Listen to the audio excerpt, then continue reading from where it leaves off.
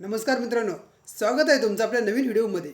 आज आपण आलो आहोत एका जागृत आणि श्रद्धेच्या ठिकाणी, खेडेगावच्या श्री बसवान मंदिरात।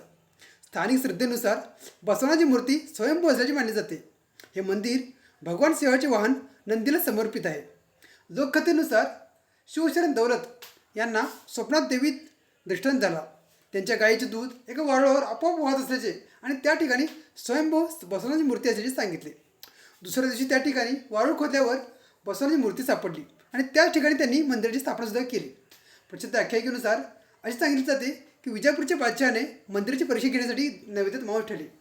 परंपरेनुसार तो नैवेद्य फुलामध्ये बदलला। ते पाहून बादशहाने बसवनाच्या शक्तीची कबूल दिली आणि मंदिराच्या विकासासाठी मदत केली।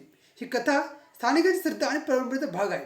त्या मंदिराची अनेक वर्षापासून भक्ती, श्रद्धा आणि चमत्काराच्या कथा जोडलेल्या आहेत। अग्रणी नदीच्या पाण्याने विशेष पूजा केली जाते।